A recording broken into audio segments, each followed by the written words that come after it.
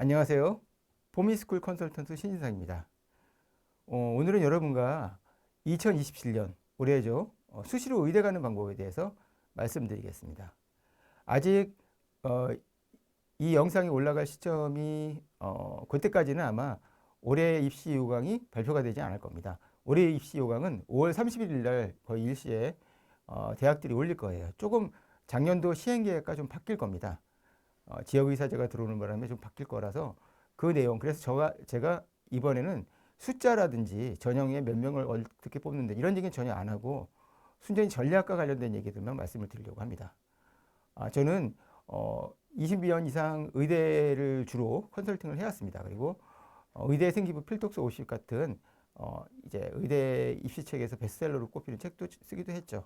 그래서 그럼 여러분들 하나하나 수시로 어떻게 의대를 갈 수 있는지 찾아보겠습니다. 여러분 모두 수시로 5개의 방법이 있다는 건 다 아실 겁니다. 학생부 교과 이게 제일 많아요. 그리고 이 교과는 거의 대부분이 거의 전부가 최저가 있습니다. 근데 다른 건 보지 않고 오직 교과 성적만 보는 전형이 있고요. 일부 대학들은 일부 경희대학교 같은 경우죠. 그리고 서울대는 정시에서도 그렇고요. 서울대는 교과 전형이 없으니까. 그리고 28년도 올해는 아니고요. 내년도부터는 연세대, 고려대 등 상당히 많은 대학들이 이 교과 전형에서도 생기부를 보기로 했습니다. 보통 수능 체제는 3합4가 기본이고요. 4합 5까지 있습니다. 3합4 아니면 4합 5라고 생각하시면 됩니다. 학생부 종합은 학종 2라고 불리죠. 그리고 상대적으로 낮은 수능 최저가 있습니다. 무슨 얘기냐면요. 이제 4합 5가 최저인 학교가 종합에서는 3합 5로 낮춘다든지 아니면 서울대학교나 성균관대처럼 그리고 연세대는 이제 내후년부터 시작한 탐구인재죠. 이런 몇몇 고려대학교 계적같이 전혀 수능을 보지 않는 전형도 있어요. 그러니까 학종은 상대적으로 수능의 비중이 제일 낮은, 그 대신 생기부의 비중이 굉장히 높은 전형입니다. 그리고 논술이 있습니다. 논술은 모든 전형에 다 최저가 있고요. 아주 높습니다. 4, 5가 대세를 이룰 정도로. 즉 무슨 얘기냐면요. 여러분이 국영수 그리고 사탐 혹은 과탐 혹은 아니면 과탐 두 과목 혹은 사탐 두 과목을 선택할 수 있는데 그 등급을 합쳤을 때 네 과목이 합 5를 유지하는 경우 여러분 그렇죠? 아니면 세 과목이 최소 1등급인 경우 여러분 논술 전형을 기본적으로 이제 도전하시는 게 맞고요. 그게 안 되는 학생들이 수능도 올리고 논술도 하겠다? 그거는 좀 불가능한 일 같습니다. 그래서 저는 논술 전형은 논술 더하기 아주 높은 수능 최저라 바른 수능 전형이다 이렇게 생각하시면 된다고 생각합니다. 그리고 지역인재와 지역의사제가 올해부터는 구분이 되죠. 즉 무슨 얘기냐면 서울이나 이제 경기는 지역의사제는 포함이 되는데 지역인재는 안 됩니다. 그 외에 나머지 모든 지역은 그 지역 출신 중고등학교 학생들이 그 지역 출신의 의대를 갈 수 있는 그들만의 리그가 있어요. 그게 교과일 수도 있고 종합일 수도 있고 논술일 수도 있습니다. 그 지역인재 전형은 원래부터 있었고요. 그리고 이 전형은 교과 성적이 좀 중요합니다. 왜냐 지방교 대학들이기 때문에 대부분 종합보다는 교과로 뽑거든요. 그리고 올해부터 생긴 게 이제 490명 지역 의사제. 이거는 그 지역에서 고등학생 있는 자격을 갖춘 학생들만. 근데 이것도 예를 들어서 지역 의제와 지역 의사제의 차이는 이런 거예요. 지역 인재는 해당 충청권에 있는 모든 학생들이 다 지원할 수 있다. 근데 지역 의사제 같은 경우는요. 그걸 또 쪼갭니다. 충청권에서 천안에만 존재하는 고등학교에 다니는 학생이라든지 이런 식으로. 그래서 지역의사제가 사실은 더 꿀입니다. 왜냐? 예를 들어 성균관대는 양주군 묶어가지고 그 지역에서 한 명의 의사를 뽑거든요. 그 한 명은 제가 볼 때 특정고등학교 학생 출신이 될 가능성이 되게 높은데 그죠? 어떤 밀어주는 아주 생기부가 아주 좋은 학교가 있으면은 그리고 왜냐 성균관대는 수능 체제도 없기 때문에 뽑힐 수가 있는 거죠. 전반적으로 지역의사제가 이 5가지 중에서 꿀 중에 꿀입니다. 제가 볼 때는. 확실하게 지원자 풀도 적은 데다가 수능 최저 등급도 비교적 널널한 편이고 교과와 종합이 섞여 있고 그리고 교과는 대부분 면접이 없는데 이 지역의사제는 면접이 대부분 있다는 게 특징입니다. 그래야 면접이 있어야 이 학생이 소명이 있는지 없는지를 파악할 수 있겠죠. 먼저 학생부 종합부터 말씀을 드릴게요. 가장 관심이 많으실 테니까요. 여하튼 학생부 종합 숫자가 학생부 교과 숫자보다는 약간 적지만 서울 거는 압도적으로 많습니다. 저는 모두 7가지를 여러분들한테 말씀드리고 싶은데요. 학종에서는 가장 중요한 게 이게 현실입니다. 너희 학교 선배가 서울대 의대 수시로 간 적이 있니? 저는 이걸 항상 질문합니다. 즉 학교의 경쟁력의 첫째입니다. 이게 무슨 얘기냐면 그럼 대학이 고교 등급제를 한다는 그런 뜻은 아니고요. 이미 대학은 학생의 고교의 성적이나 이 고교의 등수 이걸 다 알고 전년도 재작년도 선배들의 기록까지 다 보고 하기 때문에 이 학교가 어떤 학교인지 한 의대 중에서 90% 이상의 의대들은 다 알고 본다는 얘기예요. 그래서 그 학교의 1.0과 다른 학교 1.0을 똑같이 보지는 않는다는 얘기죠. 그래서 저는 이게 제일 중요하다고 생각합니다. 고교 등급제라고 해도 할 말은 없어요. 솔직히 말하면. 근데 고교 등급제라는 증거는 아직 발견이 되지 않았죠. 고교 등급제라는 이름으로 가구의 등급을 매긴 게 아니라 생기부의 학업 역량 평가를 그렇죠. 예, 이 학생이 들은 우수 과목이나 아니면 이수 과목 이런 걸 따라가지고 보정을 해줬기 때문에 이런 일이 벌어지는 거예요. 두 번째는 내신 등급이 중요합니다. 그럴 수밖에 없죠. 교과 전형이나 종합이나 그리고 학업 역량이 뛰어난 학생들을 볼 것이죠. 학업 역량이라는 건요. 많은 의대는 50% 가까이, 상당수 어떤 데 의대는 40%가 보통입니다.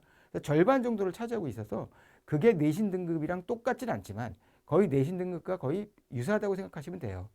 물론 세특이라는 게 있어서 내신 등급이 조금 만회될 수 있는 길도 있지만 전반적으로 학업 역량은 내신 등급이다라고 생각하셔도 됩니다. 세 번째, 이수 과목의 난이도는 이제 2학년, 3학년에 올라가서 과목들을 선택할 때 이 학생이 어려운 과목들, 대학은 의대는 화학 생명과학 좋아하잖아요. 고급화학, 고급 생명과학, 고급 생명과학 실험. 학교에서 개설 안 됐으면 그렇죠? 공동교육 과정을 들었다. 이런 걸 얘기하는 거예요. 도전. 이런 걸 특히 좋아하는 학교들이 서울대죠. 그래서 서울대는 이수 과목 난이도를 굉장히 조절해서 근데 서울의대가 요구하는 거는요. 이수 과목의 어려운 과목을 선택했잖아요. 근데 그게 대부분 ABC 평가니까 문제는 안 되는데 앞으로는 내년도부터는 그 이수 과목이 어려운 과목들도 등급이 1등급에서 5등급이 나오잖아요. 거기서도 1등급을 받으라고 얘기를 합니다. 그렇죠? 예. 그다음에 과목의 세특. 예, 수가가 중요하다고 제가 여러분들한테 써놨는데요. 무슨 얘기냐면요. 과목 세특은 예를 들어 한국사 세특으로 이 학생이 이 학생은 애국심이 없구나. 떨어지는 일은 거의 없다는 얘기죠. 국어 세특에서 어떤 문제점이 발견돼 가지고 이 학생은 어떤 시에 대한 감성력이 이렇게 떨어져. 이런 일로 떨어지는 의대에 떨어지는 경우는 거의 없어요. 의대에 떨어진다면 수학과 과학이 세특이 문제가 있어서 떨어지는 경우가 많습니다. 다른 과목의 세특들은 그 학생을 빛내주는 거고요. 수가 세특에서 이 학생이 야 이런 것도 몰라? 라는 말이 나오면 이 학생은 떨어지는 거예요. 그런데 1등급이야? 이 학교가 엉망이고 이렇게 되는 거예요. 수가 세특이 상대적으로 더 중요합니다. 그리고 진로 활동으로 의학의 연관성을 둬야 됩니다. 그러니까 물론 의대 해가지고 모든 걸 의대와 연결시켜서 예를 들어서 학생들이 음악 수행을 할 때 이런 경우도 있습니다. 음악 수행을 하면서 이제 심박수에 따라 가지고 결국 그 리듬 변화 있지 않습니까? 그러니까 어떤 음악에 대해서 리듬이 그 변화가 심박수를 어떻게 조절하는지에 관한 연구 이런 거를 그렇죠. 이거는 반의학적인데 음악 시간이라고 심박수니까 리듬이라고 해요. 이런 게 그닥 원하지 않는다. 옛날에는 원했어요. 그런 얘기예요. 그래서 진로 활동은 대부분 다 그렇죠. 화학이나 생명과학 아니면은 진로 활동으로 어떤 실험도 없고 내가 어떤 논문도 고찰하지 않았어. 그러면 의사와 관련된 책 읽고 쓴 독후감이 다죠. 그런 것들은 한계가 있다는 얘기예요. 그리고 자율 동아리 창체 봉사로 드러나는 인성이라고 썼는데요. 생기부에서 꼼꼼히 보는 의외로 의대에서는 작년대 합격자들을 제가 보면요. 봉사가 굉장히 많고 시간도 많고 봉사 내용도 좀 참신한 학생들이 많이 뽑혔어요. 인성을 안 보는 게 아니에요. 사실 저는 대입에서 봉사라는 거는 몇몇 학과 빼놓고는 방향이 전무라고 생각하거든요. 그냥 학폭만 아니었으면 다 A 받는 그런 생각이라고 생각하는데 의대는 달라요. 의대는 봉사가 필요합니다. 그리고 마지막으로 실험이 추가되면 더욱하죠. 이게 굉장히 중요한 거예요. 왜냐? 여러분 실험은 내가 직접 관찰하고 내가 설계하고 실제 그리고 이제 분석하고 이런 과정들을 거치잖아요. 이걸 누가 대신해 주지 않습니까? 지금 챗GPT도 못하고 피지컬 AI는 불가능하니까. 그러니까 이거는 정말 자신이 했다는 증거예요. 요즘 생기부는 사실 뭐 거의 대부분 생기부가 선생님들이 많이 챗GPT를 의존해서 쓰시기 때문에 이게 좀 문제가 있죠. 그러니까 그런 것들을 커버할 수 있는 여러분 서울대가 이제 내년부터 실시할 탐침 면접이라는 건 결국 AI가 만들어진 생기부를 거르겠다는 뜻이거든요. 근데 지금은 그런 면접은 아닙니다만 여하튼간 면접에서도 학생들은 그죠? 시험 같은 게 적혀 있으면 교수들이 물어봅니다. 얘가 진짜 했던 실험일까? 너 실험했으면 틀림없이 이런 어려움 만났을 텐데 그 어려움 어떻게 극복했어? 이런 질문들을 할 수 있다는 거죠. 요 7가지 요소들을 제가 말씀을 드렸고요. 예, 학생부 교과는 지원자들이 제일 많고 일반고 학생들이 특히 지방 일반고 학생들이 가장 관심 있는 전형이에요. 근데 항상 저는 이 5가지 변수를 찾아 생각하셔야 된답니다. 봅니다. 전년도 입결과 수능 최저 변화가 있는 학교들이 그 학교 입결에서 작년이 높았던 학교는 올해 낮아질 확률이 높고요. 최저가 높아진 학교는 역시 컷이 낮아질 확률이 있습니다. 그리고 일단 인원이 지역이사제 때문에 늘어난 인원들이 상당수가 학생부 교과로 재편됐잖아요. 교과 등급이 예를 들어서 1.2등급인 학생은 1.17 정도의 학생이 평균적으로 한 1000명 정도 되는 것 같더라고요. 그 학생들이 교과 전형을 쓰는데 그 학생들이 쓸 학과 전형들이 쉽게 말하면 늘어난 만큼 그 학생들이 뭐 반도체 학과나 이런 데로 빠지지 않는 한 그렇죠? 실제 하락은 어느 정도 예상이 돼요. 그리고 생기부 정성평가가 올해부터 미리 1년 전부터 실시되는 학교들이 꽤 있습니다. 예, 경희대만 있는 게 아니고요. 그래서 그것들을 좀 고려를 하시고 해야 되고요. 그리고 면접이 있는 학교는 있습니다. 인지대학교 그리고 지역이사제는 면접이 있는 학교가 많습니다. 그럼 몇 배수를 뽑느냐? 뭐 7배수를 뽑는 경우도 있고 5배수를 뽑는 경우도 있고 배수가 많을수록 그 얘기는 면접의 변별력이 높다는 겁니다. 면접을 여러 방을 돌면서 학생의 어떤 정말 의지도 보고 학생이 다양한 어떤 경험을 했는지도 보고 그리고 정말 의학과에 올 정도로 진로에 대해서 관심이 있는지도 봅니다. 그리고 수능 최저에 반드시 영어를 포함시켜라. 이거 제가 드리는 팁은요. 이런 거예요. 작년에 영어가 정말 어렵게 나왔잖아요. 그 이후로 평가원장이 갈렸어요. 그럼 새로운 평가원장이 자리에 앉았어요. 그럼 뭐부터 할까요? 수능을 어렵게 내거나 쉽게 내거나는 그건 아직 결정적인 건 아니지만 수능은 변별력이 있게 나오더라도 영어를 작년만큼 어렵게 내지는 않겠다는 뜻일 거예요. 그건 확실해요. 그러니까 영어로 변별력을 쉽게 말하면 2등급 이상 1등급 요거를 받기가 작년보다는 쉬워질 테니까 반드시 수능 최저 과목에 영어를 포함시키는 게 좋다는 것이 저희 생각입니다. 이제 논술 지원. 요거는 사실 해당 사람이 없을 겁니다. 지금 저는 이 영상을 보고 계신 분들이 뭐 전국 단위 자사고 학생들이나 아니면 서울가고 영재고 학생들이 아니라 극히 일반고 대다수 학생들이잖아요. 거의 95% 이상을 차지하는 그분들을 겨냥하고 말씀을 드리는 거예요. 그분들 중에서 논술 지원을 할 정도로 수학을 잘하고 논술을 잘하는 학생은 없다라고 생각을 합니다. 솔직히 말하면. 그래서 오직 최상위권 학생만 일단 저는 학교가 정해져 있다고 일반고에서 논술을 잘해서 붙는다는 건 정말 드문 얘기예요. 수학 실력이 저는 그 조건이 수학 실력인데 여러분이 미적 분야 기하를 해서 그냥 어떤 수학의 난이도가 나와도 100점의 자신이 있다. 이러면 논술을 한번 해볼만 해요. 그게 아니고 내가 84점에서 1등급 컷에 왔다 갔다 하는데 논술로 하면서 논술도 하고 수능도 하겠다고 하면 여러분은 그죠? 예. 600대 1이라는 엄청난 경쟁률도 물때지만 그죠? 지나치는 확률 일종의 로또에 던을 던져놓고 로또 할 수 있어요. 그 대신 로또 하고 나면요 그 자신의 일을 해야 되잖아요. 로또 하고 매일매일 기도하거나 매일매일 그 로또 생각만 하면 안 되듯이 여러분들 논술은 그런 마인드로 임하시는 게 좋습니다. 되면 좋은 거고. 그래서 항상 논술은 수능이 우선이다. 그리고 수학이 항상 만점 수준. 그러니까 수학은 결국에 풀이형으로 쓰느냐 아니면 뭐 정답만 맞추느냐 그 차이잖아요. 결국은 수학 실력이거든요. 근데 물론 몇몇 대학이 이제 의학 논술이나 생명과학 논술을 좀 도입을 하는 경향이 있지만 그리고 사실상 의대를 논술로 준비한 학생들이 수능도 잘 보기 때문에 어떻게 보면 내가 정시로 갈 수 있는 대학을 논술로 갈 수도 있게 돼서 그래서 저한테 수능을 정말 잘 본 학생들은 수능 끝나고 나서 그 논술 보러 가도 되느냐 이런 얘기를 하는 거죠. 이게 무슨 얘기냐면요. 논술은 지금 새롭게 시작해서 그리고 내가 수학이 겨우 1등급이 나오는 학생이 쳐다볼 필요도 없다는 얘기예요. 제가 이거는 일반고입니다. 이거는 이제 전국단위 자사고는 이거는 전혀 다르고 전국단위 자사고 내에서도 또 서열이 있기 때문에 거기서 다를 수 있어요. 그냥 일반고 기준에서 저는 1등급과 1.2등급 사이 요거는 무조건 학생부 교과로 써라. 무슨 소리냐. 1.0은 학생부 종합으로 써야 되지 않느냐. 근데 아시겠지만 생기부는 갑반고와 일반고의 차이가 너무 큽니다. 전사고도 말할 것도 없고. 그래서 일단은 이 학생들은 지역인재, 지방에 살 경우 지역인재나 지역의사제를 적극적으로 활용할 필요가 있어요. 서울에 있는 1.0과 1.2 학생이 만약에 강북에 있는 1.0이라면은 이 사이에 있는 학생이라면요. 조금 보수적으로 선택을 해야 돼요. 교과 전형에 서울에 있는 교과 전형들, 요 경희대나 뭐 그리고 이제 경희대 외에는 없네요. 그렇죠? 성균관대가 사실상 없으니까. 그러니까 사실상 서울에 있는 1.0 강북의 학생들이 교과 전형으로 쓸 대학은 없고요. 그러니까 이 학생들은 결국 고민을 하게 되겠죠. 그러니까 그리고 강남에 있는 1.0과 1.2 사이들은 서울대 의대든 성균관대 의대든 그렇죠? 넣을 수 있는 거예요. 이게 약간 이게 애매한 문제긴 합니다. 근데 1.0일수록 강북이 1.0이고 내가 전년도 재작년도 주위 앞으로 10년치 입결 학교를 보니까 단 한 명도 서울대 의대를 합격한 수시에서 합격한 사례가 없어. 이러면 여러분이 아무리 생기부가 좋다라고 하더라도 그래서 거들떠 보지도 않을 확률도 굉장히 높아요. 그래서 그거를 고려를 하셔야 되고요. 이게 중요한 게 1.2, 1.4 등급 사이의 일반고 학생이면요. 예를 들어서 앞에 학생은 생기부가 별로예요. 내신은 아주 좋죠. 근데 이 학생은 생기부는 확실하게 좋아요. 근데 학교도 상당히 좋아요. 그러면 학종으로 1.2에서 1.4 학생들은 쓸 수가 있는 거예요. 생기부가 기준이 되는 겁니다. 1.2에서 1.4는 교과로 최저가 높은 데를 쓰는 방법도 있는데 근데 전반적으로 교과 전형의 최저는 조금씩 완화되는 추세거든요.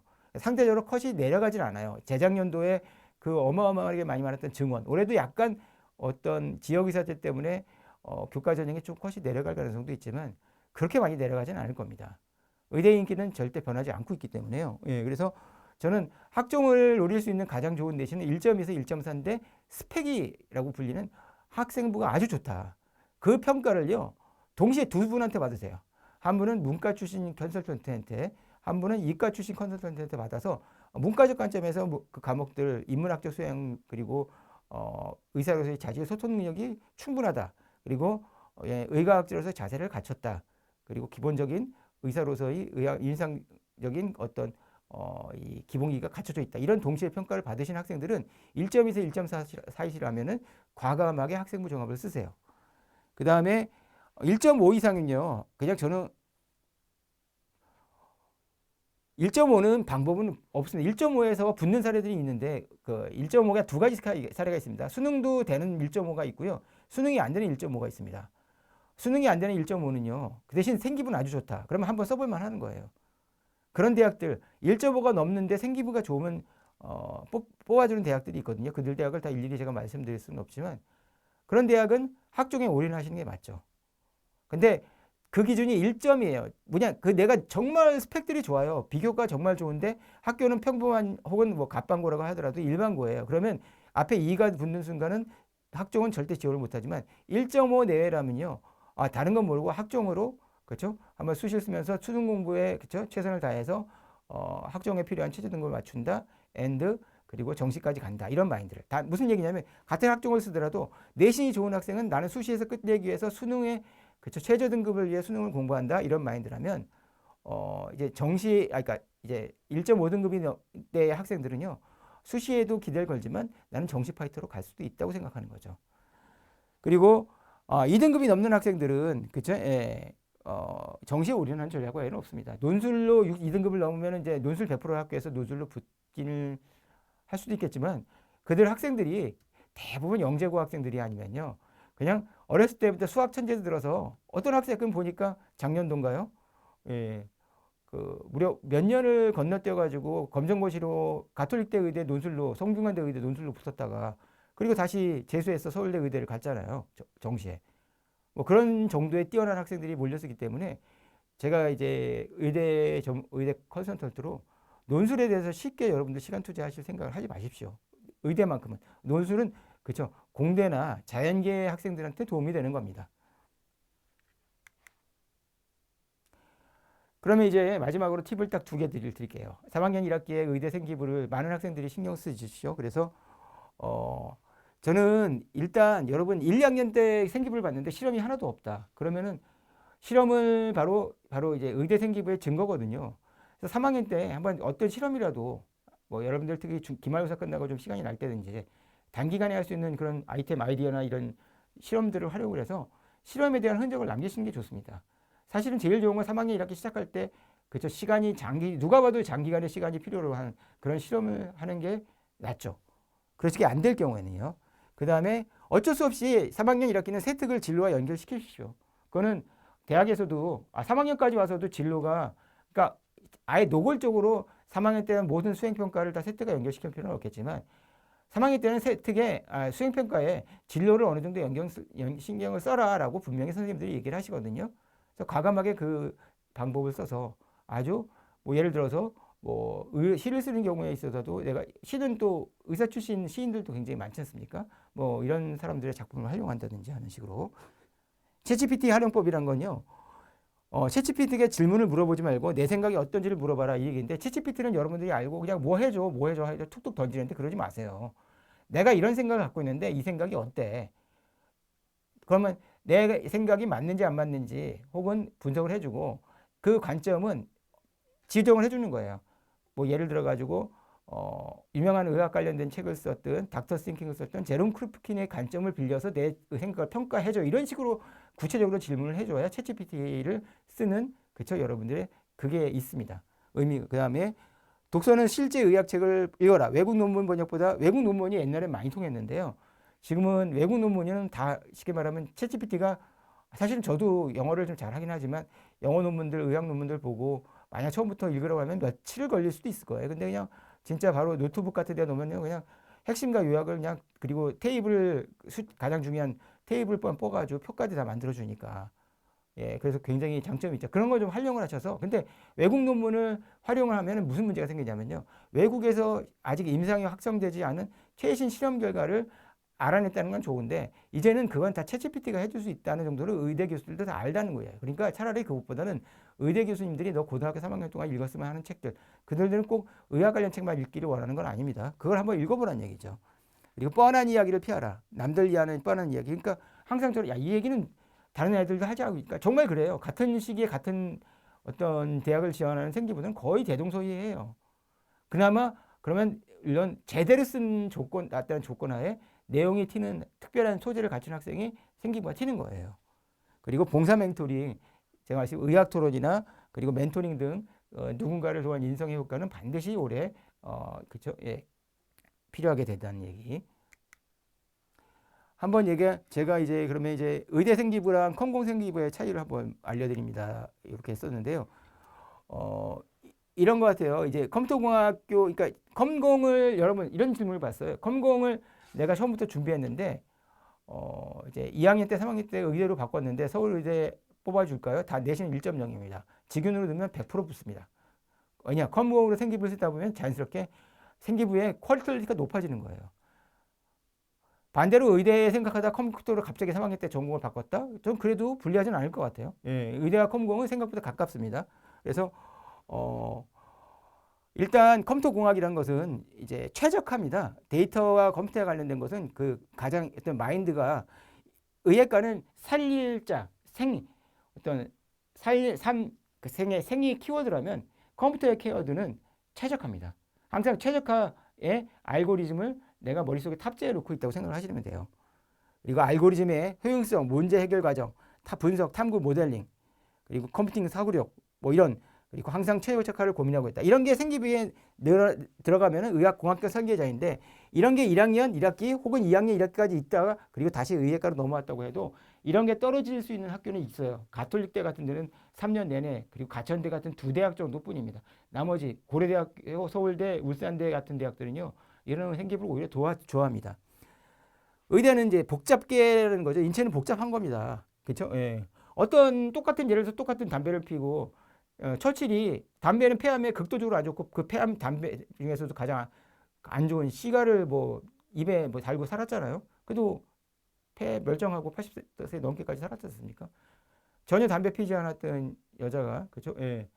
비소세포 폐암에 걸리는 그렇죠? 그런 일도 벌써 벌어지곤 하니까 복잡하기 때문에 그래요. 인체에 대한 복잡계 경외와 집요한 역초적 그리고 세포 면역 질병 메커니즘 진단 치료 그리고 유전 그리고 미시적 이해에서 인간은 미시적 이해가 필요하니까요. 임상작용으로 확장적 흐름, 인간관계 추정 및 과학적 근거 기반. 과학자니까. 그러니까 두근적은 약간의 공학적으로 설계를 할 수 있는 능력, 뭔가를 내가 만들어봤다는 게 이게 그 만들어가는 앱이 인공지능 알고리즘을 이용해서 그렇죠? 어떤 병원 찾아주기 앱 같은 건 괜찮은 거예요. 그건 의대에서도 통하고 컴퓨터 공학과에서도 통하는 겁니다. 과학적 탐구자가 되는 거죠. 그래서 이제 끝으로 제가 이걸 마지막으로 말씀을 드리고서요. 다층화 평가라고 올해부터 성균관 경희대가 가장 먼저 의대와 관련 의대뿐만 아니라 의치한 수죠, 의치한 약이죠. 이 네 학과 관련된 입설명회를 열었어요. 그때 다층화 평가라는 걸 처음 도입을 했습니다. 그래서 이제 쉽게 말하면 한 가지 수능이면 수능, 내신이면 내신, 그리고 생기부면 생기 하나의 단일 지표 시대는 끝났다. 교과 성적도 보고 생기부를 정성 평가하고 논술로 역량을 평가하고 수능 점수도 보고 그리고 진로 의지가 얼마나 있는지도 보고 이건 면접 때 보겠죠. 관련 교과의 지식을 그리고 보고 그리고 탐구 공정 능력, 협업 능력을 보겠다는 거죠.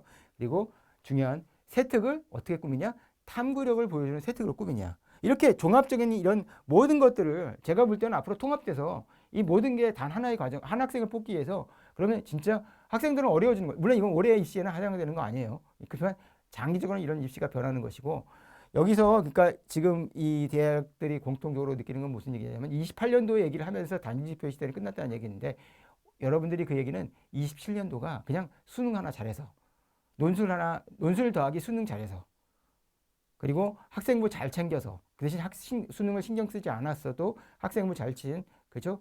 이제 전사고 학생이었기 때문에 이래서 갈 수 있는 거의 유일한 해란 얘기예요. 그러니까 내년부터 입시가 바뀐 상황에서는 여러분들이 재수한다는 것 자체가 힘들어질 수 있으니까 여러분이 이제 그 올해 입시를 잘 준비하시기 바라고요.